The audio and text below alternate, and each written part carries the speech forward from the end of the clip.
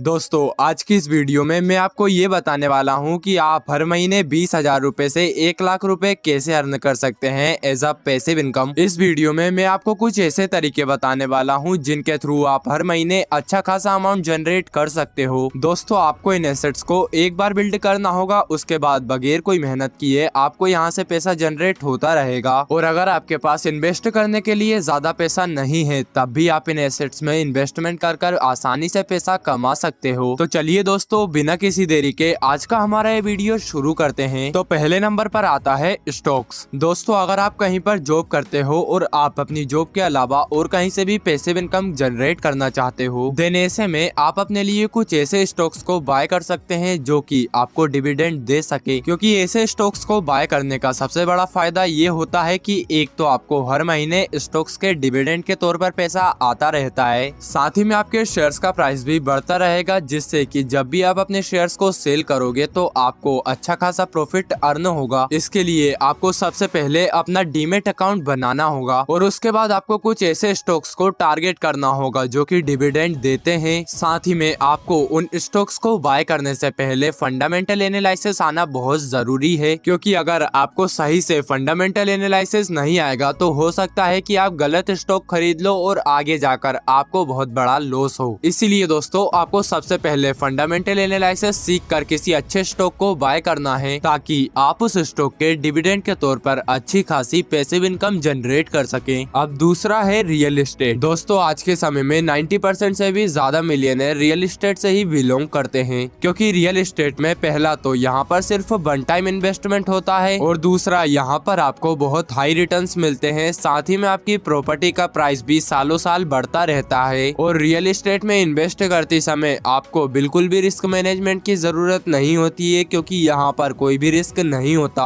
अब real estate में आप अपने पैसे को दो तरह से इन्वेस्ट कर सकते हो, पहला है कमर्शियल प्रॉपर्टी और दूसरा है रेंटल प्रॉपर्टी। सबसे पहले बात करते हैं कमर्शियल प्रॉपर्टी की। तो यहाँ पर आप शॉप या फिर ऑफिस जैसी जगह को रेंट पर देते हो, वहीं रेंटल प्रॉपर्टी में आप हाउस या फिर कोई भी अदर लिविंग एरिया को रेंट पर देते हो। दोस्तों अगर आपके पास ज्यादा पैसा है देन आप कोई भी घर खरीद कर या फिर कोई भी शॉप खरीद कर उसे रेंट पर दे सकते हो। लेकिन अगर आपके पास इतना पैसा नहीं है कि आप किसी प्रॉपर्टी को खरीद कर फिर उसे रेंट पर दे सके, तो उसके लिए आप रियल एस्टेट इन्वेस्टमेंट ट्रस्ट यानी कि REIT में इन्वेस्ट कर सकते हैं। इसमें आप कम पैसे से भी इन्वेस्टमेंट शुरू कर सकते हैं और आपको रियल एस्टेट की तरह ही रिटर्न्स मिलेंगे, जिससे कि आप हर महीने अच्छा खासा प्रॉफिट गेन कर पाएंगे एज अ पैसिव इनकम। अब तीसरे नंबर पर आता है बिजनेस। आपको कोई भी बिजनेस शुरू करना है। अब बिजनेस का नाम सुनते ही ज्यादातर लोगों के दिमाग में एक ख्याल आएगा कि बिजनेस तो वही लोग करते हैं जिनके पास पैसा होता है, लेकिन मैं आपको बता दूं कि अगर आप ऐसा सोचते हैं तो शायद आपने अभी तक बिजनेस नाम के वर्ड को सही से नहीं समझा। क्योंकि दोस्तों किसी भी बिजनेस को ग्रो करने के लिए पैसा इतना ज्यादा जरूरी नहीं होता जितना आपकी प्रोडक्टिविटी स्किल्स जरूरी होती है। फॉर एग्जाम्पल मान लेते हैं कि आपको ट्रेडिंग का अच्छा खासा नॉलेज है, तो अगर आप चाहें तो यूट्यूब के थ्रू लोगों को ट्रेडिंग सिखाकर अच्छा खासा पैसा कमा सकते हैं। साथ ही में अगर आप ट्रेडिंग का कोर्स बनाकर लोगों को सेल कर देते हैं तो इससे आप बहुत ज्यादा पैसा कमा सकते हैं। दोस्तों अगर आप एक बार अच्छे से अपने नॉलेज और स्किल्स को डेवलप कर लेते हैं तो उसके थ्रू आप अपने लिए जितने चाहे उतने ज्यादा पैसिव इनकम सोर्सेस क्रिएट कर सकते हैं। इसीलिए आपको हमेशा अपने नॉलेज और स्किल्स को डेवलप करते रहना चाहिए। बस दोस्तों आज की इस वीडियो में इतना ही। आशा है कि ये वीडियो आप लोगों को पसंद आई होगी, और अगर ये वीडियो आप लोगों को अच्छी लगी हो देन प्लीज इस वीडियो को लाइक एंड हमारे इस चैनल को सब्सक्राइब कर दीजिए।